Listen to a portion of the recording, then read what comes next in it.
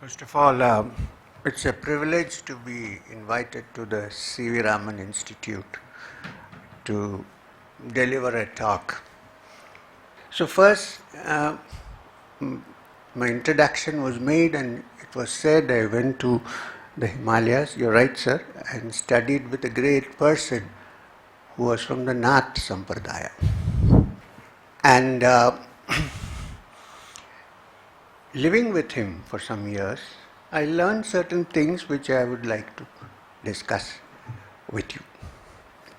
One is that there is this popular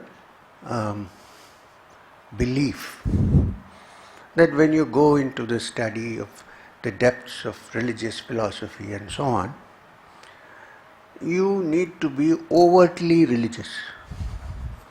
He was not. And the other is that you need to first have a belief before you explore. One of the reasons why I turned into the study of Vedanta, yoga, and the spiritual philosophy of this country is because I found that there was no need to start with belief. You could explore. Well, you could have a hypothesis, because when you have a hypothesis, you can call the belief hypothesis if you like. Pythagoras has a hypothesis, the theorem. But then you can try and prove it. If you cannot prove it, the hypothesis is not true. But you can have an hypothesis. I think when you say faith, belief, this is a hypothesis based on the experience of hundreds of years, thousands of years of people who have experimented and found out certain things. And then you work and you find out. If you don't find out, you are free to say, I don't understand this. It's not so. This breadth of freedom, fortunately for us, is there in the great culture and philosophy of this country. I'm not saying everything is from this country and so on. There may be things which have come from outside. We can't say that. But certainly, this freedom to think, freedom to figure out, freedom to investigate and to come to a conclusion through practice, we have had a very great tradition in this country. There is no doubt about that. When others were trying to increase their material benefits and studies in material sciences or expand their territories, here was a set of people sitting and trying to find out the mysteries of life. What is this? Where does it come from? How did this world arrive? Where do we go? What is my true identity? And so on. Well, it's a fact that, the subject given to me is mind and the universe, very big subject. We cannot cover this subject so fast in 1 hour. Even the mind, forget the universe. The universe is so vast. There are many astronomers here who know that it is difficult even to think of this great universe because it is so vast. But we think, mind I know. No, vaster than the universe. Much more difficult to figure out. Because for the universe, up to now, you don't have instruments to explore the entire universe, but some you can. But the instruments to explore the mind are very rare and very not so easily available. And they don't need any technology in the sense of physical experiments, but they need technology again in mental experiments, which is also a technology. Technology need not mean brick and concrete and test tubes and reactors. Even the mind itself, to examine the mind, there are ways and means by which the mind can be looked at carefully. In your director's room, I found a small quotation, very interesting. It said, the mind is like a parachute. When it's open, then you fly. Or something like that. So, opening the mind. Okay. Having said this, I want to come to an ancient Upanishad, which is called the Ishavasya Upanishad. Isha here means the Supreme Being. So, This particular Upanishad, which is very old, it comes from the principal Upanishads, which all the Acharyas have commented upon, starts with a very beautiful statement. It says, Isha Vashyam Idam Sarvam Yatkincha Jagatyam Jagat Tena Tyaktena Bhunjita Ma Gridha Kasya Sudam. Let's look at one. This will touch the mind, it will also touch the universe. Isha Vashyam Idam Sarvam, it says, there is an essence of the Supreme that pervades everything here. It pervades what? Yatkincha Jagatyam Jagat. Note, this is to be noted. This universe is called in Sanskrit Jagat. That we know. Now, why is it called Jagat? The Upanishad gives the answer. Jagatyam Jagat. It is Jagat because it is Jagatyam. What is the meaning of Jagatyam? That which constantly moves. So there is nothing in the universe that does not move. Everything is in motion. You can tell a villager that this wooden table does not move, but you can't tell a scientist. There's a lot of motion going on in here. Everything moves. The very meaning of the word Brahman, which is the name given to the supreme absolute truth in Vedanta and in the Upanishad, comes from the root Bru, which means to expand. There is a constant expansion going on, which means again what? Movement. Look at time. Moves. No one can stop time. Today we are standing here, 10 years later, we don't know where we are. Time is moving. My teacher, Maheshwarnath Babaji, used to tell me, whenever you eat, remember, the time is eating you. That's the only prayer we did. When we ate, we said, the time is eating us. There's a beautiful prayer for eating in Bhagavad Gita, which is Brahmarpanam, Brahmavir, Brahmagno. So, with this movement, constant movement, the Jagat, the entire universe, Jagat is not this world, the whole universe, is in constant movement, motion, which physicists would know, astronomers would know, everything is moving. Even in the smallest, the electron is moving. In the biggest, whole worlds are expanding, collapsing and coming, new ones are coming out. Okay. Now, what about us? It's a understood, scientifically proved fact that every year thousands, millions of cells in our body are being destroyed and new ones are being created. Yes? Movement. Right. Then, what about the mind? We don't have to say that the mind is moving. Do we have any doubt? Constantly moving. From the time we are in the womb and became conscious, till the time when everything is finished. After that we don't know. At the moment, the mind is moving. It's here this minute and it's there the other minute. Also, when I say I'm planning something for the future, the mind is moving. When I go back and look at the past, my mind is moving. So, when the mind stops movement, what will happen? That will come to later. So, this movement is what is called Jagat. Now the Upanishad says, in the midst of this movement, part of this constant movement, and yet still, is the essence called the Isha, the Supreme. Similar to a cyclone, it moves very fast, it takes everything in it. But there is one center which is called the eye of the cyclone, which has no movement, it's a vacuum. And it's that which sucks everything in, not this. In the same way, in the middle of this constant movement, there is a center which is still.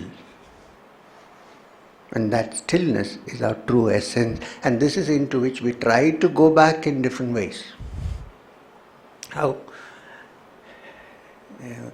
you ask somebody, why are you working so hard? He says, because if I find out something, it's a great discovery, then after that, then I can rest. Silence. There's a joke that somebody went to a man in a village who was sleeping on a charpai, probably with a bidi in his hand, not a good thing, and told him, he was an MBA, so he went, hey, why are you wasting your time, mate? He said, what should I do? Do this, okay? Then do this, then do this, do this, do this, and then you can just lie down and relax, you will be fine. He said, I'm already doing it, why are you disturbing me? You know what I mean? I'm not saying that you shouldn't be doing anything, but Upanishadic teaching says that the rest that you seek is not found outside but inside. Whatever you acquire, you don't acquire, but the rest is inside. Not when I say rest, tranquility, not the rest. So, these are some of the points one need to look at very carefully. So, what is this essence that you seek? That we seek? Okay. Now we talked about movement, expansion. There's another form of expansion which is, I want to grow big in many ways. Today I have one house, I need two. Today I am unmarried, not me. I want to get married. And because I think I'll find happiness, that you have to ask the married people. So, this one thing, some may be happy, okay, I'm sorry. I am. So, the whole of life revolves around expansion, how to expand, how to grow. I want to quote another sloka, very ancient. It comes at the top of many Upanishads. You might have heard it. The unfortunate thing nowadays is that nobody knows Sanskrit. Unfortunate, I'm telling you. I don't want to encourage Sanskrit because it belongs to a denomination. But it's a wonderful language, and if you learn it, you know the text in original and nobody can misguide or mislead you. Very interesting. Even all scientific terminology mostly can be found in Sanskrit. Because there have been great teachers like Aryabhata, there have been great literary giants like Kalidasa. Its scope is then Charaka Samhita, Sushruta Samhita, Ashtanga Hridaya Ayurveda. It's all written originally inside. Unfortunately, somebody has to interpret it for us. And if somebody, this is how it is, okay, fine. We don't know. So I am a great advocate of, I think even in research institutes, I'm just suggesting, there should be one chair for Sanskrit. You go to the University of Berlin, there are 3 chairs for Sanskrit. What do we have here? Not here, I mean. So anyway, so the other sloka from the Upanishad is beautiful. Purnamada, you must have heard this before. Purnamada, Purnamidam, Purnat Purnamaduchyate, Purnasya Purnamataya, Purnameva Vasishyate. What does it mean? Purna. What is the meaning of Purna?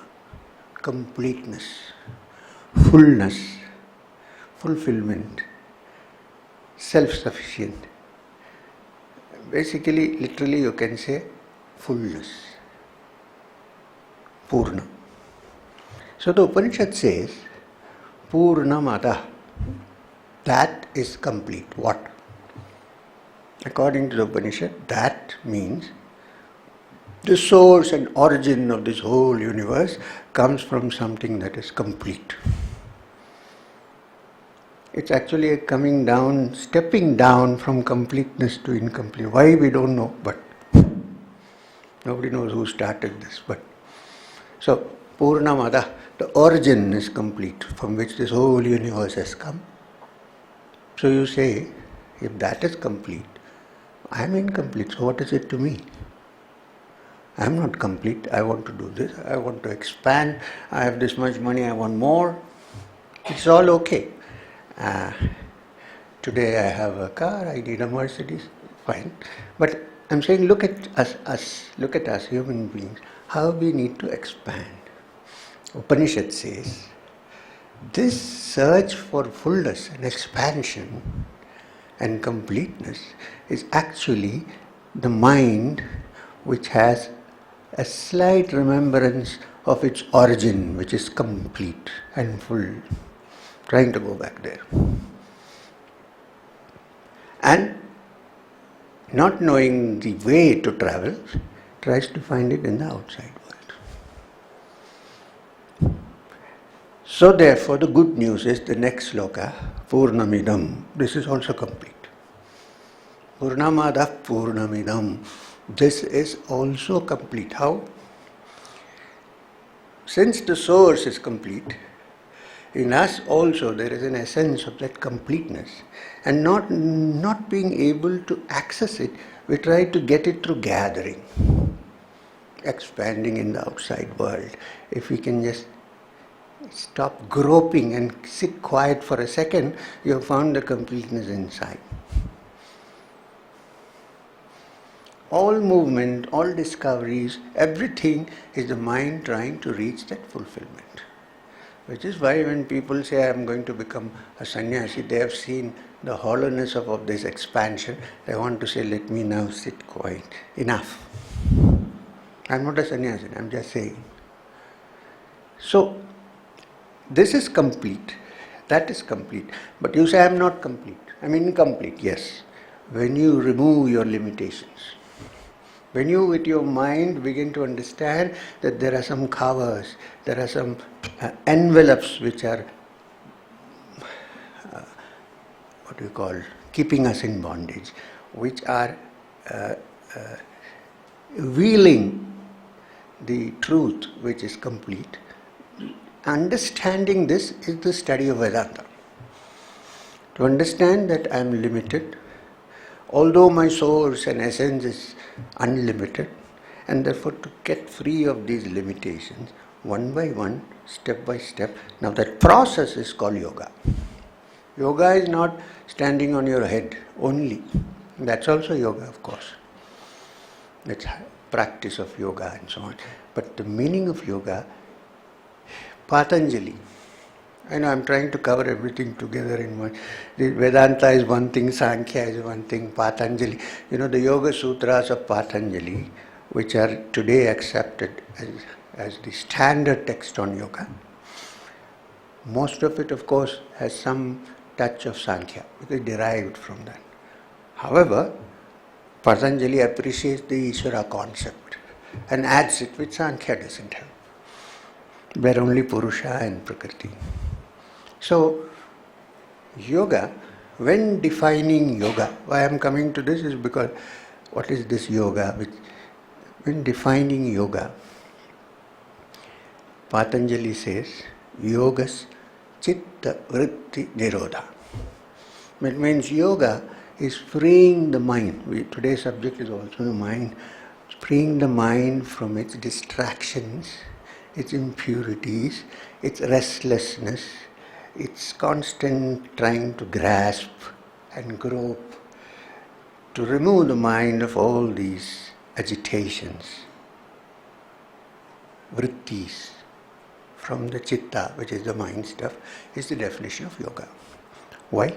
Because when this is done, all the things that we discussed theoretically in the Upanishads and in Vedanta, like the Supreme Reality is Purna, that I am also actually Purna, but I don't know, and that I have to find and grow and reach the Supreme, all this cannot be understood by the mind which is limited.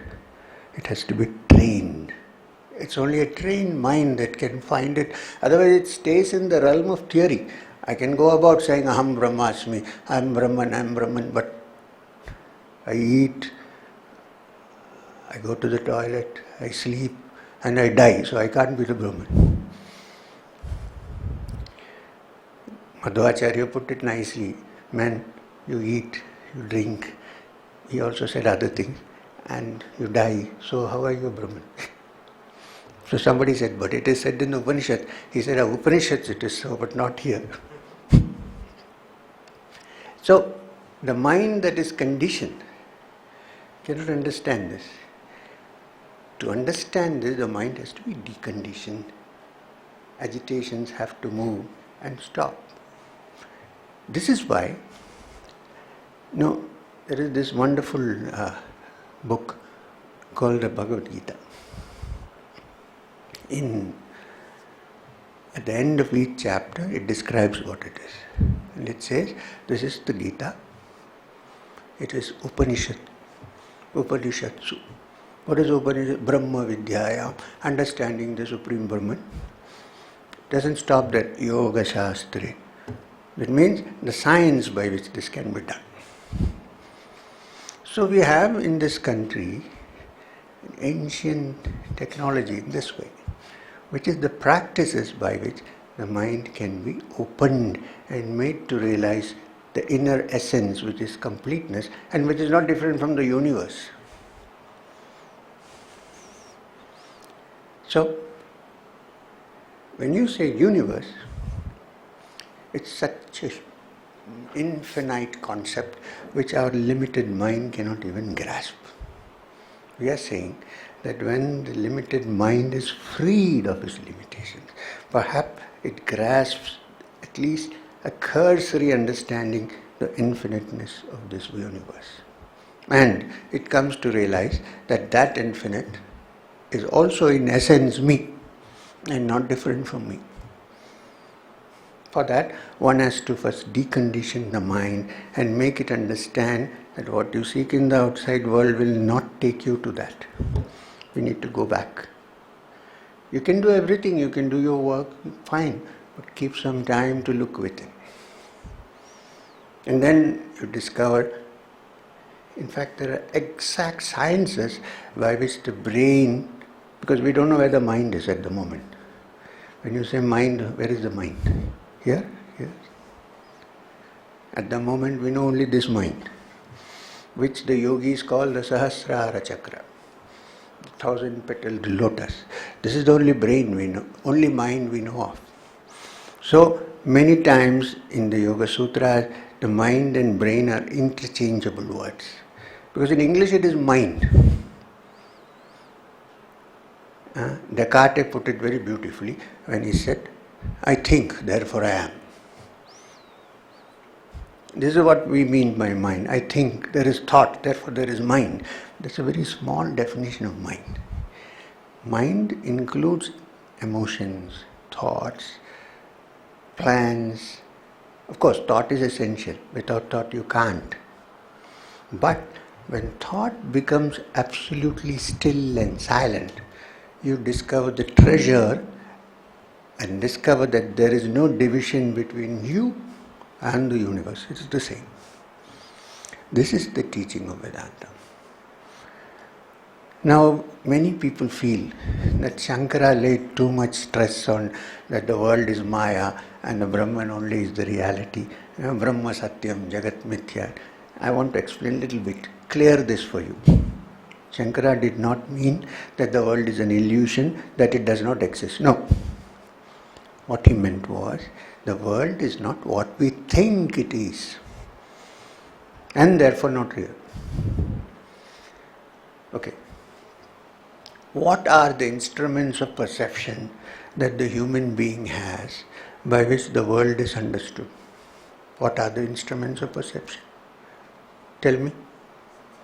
The Panchendriyas, the 5 sense organs, eyes, hearing, touch, smell, taste, very important, and what else? That's it. These are the 5 instruments of perception. Now, if you study the Vedanta in depth, for young people I would suggest that you study a book called, it's actually a Mahayana text, but very interesting. It's called the Saddharma Pundarika. Beautifully discussed. I didn't have an easy life, I was made to wake up at 4, study this, study that, and meditate. And at some point I thought I'll go back, this is enough. But so in this short span of 3.5 years, I studied so many things. Anyway, so I'm going to give you an example. How good are our instruments of perception?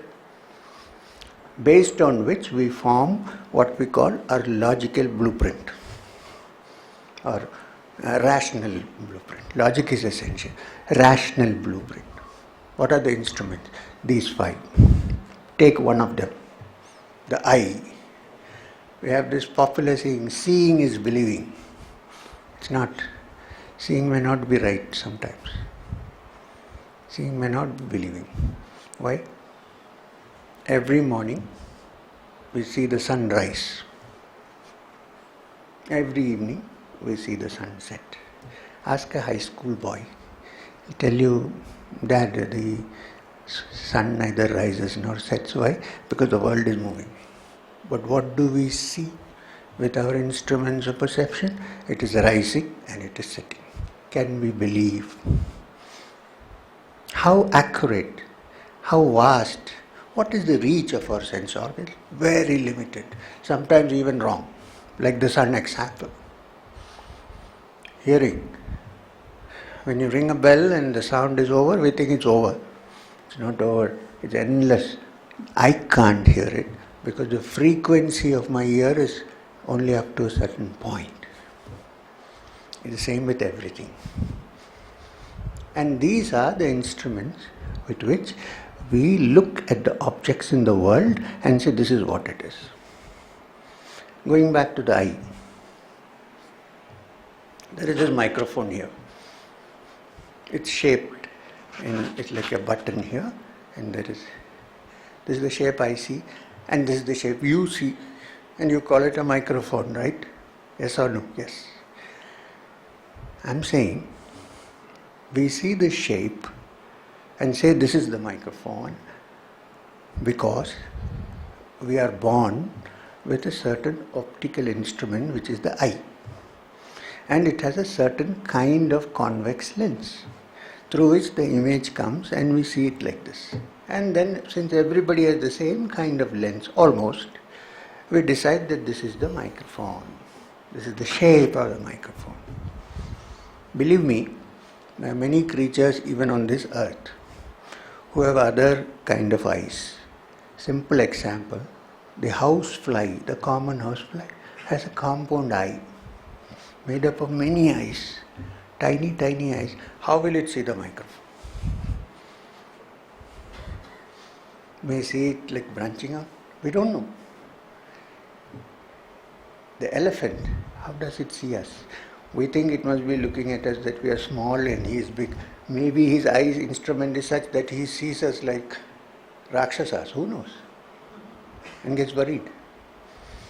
But if he had been given a name, he would accept that name.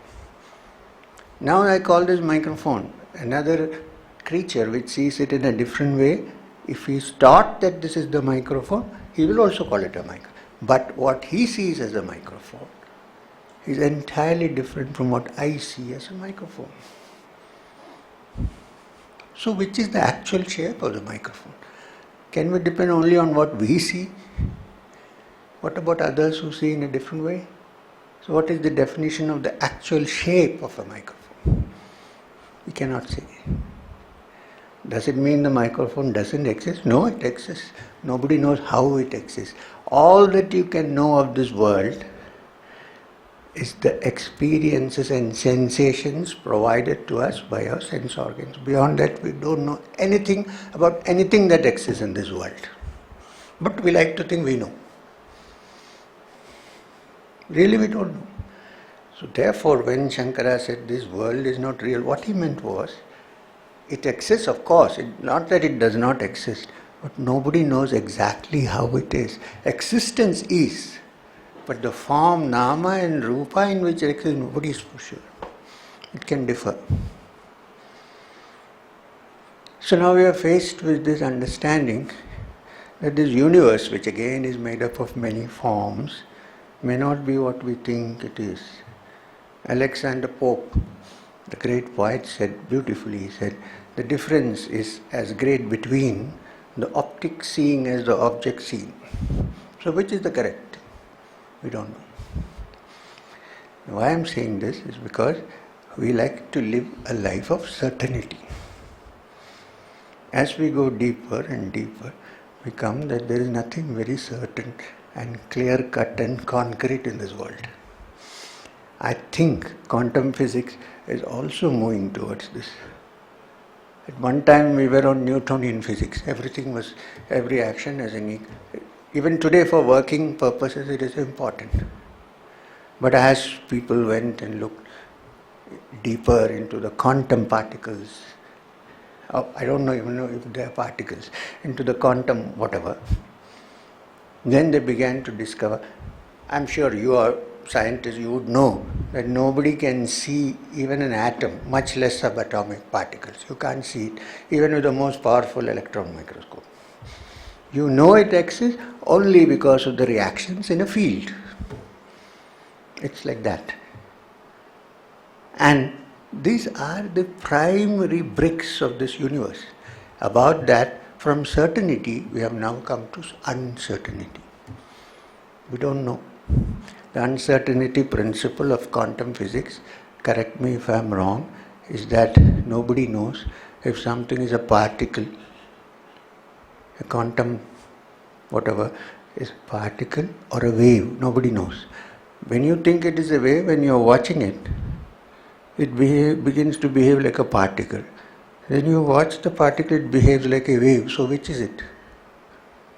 In fact, some scientists have gone to the extent of saying that it probably depends on the observer. David Bohm was one of them. Great physicist. Not fully accepted it, but it will come. So here we come to this point, which is, I think any inquiry, whether of the mind or of the universe, have to start with, I don't know. Upanishad says, he who knows, knows not, and he who knows not, knows. So, all inquiry and research in the spiritual as in other fields should start first with, I don't know, let me find out. If I say, oh, I know everything, there is no research. That also in spiritual field. At least you should give benefit of doubt and say, okay, this man is saying, let me look into this. I can't just shut it off totally and say, no, there is not. So, the mind and the universe, therefore, are interlinked in the sense that we know of the universe only the picture that the mind gives us. We don't know anything more than that. Perhaps when we reach a state of complete tranquility of the mind, we might one day see what the universe actually is, as opposed to what we think it is. This is the whole study of yoga, Vedanta, sadhana, the science of spirituality.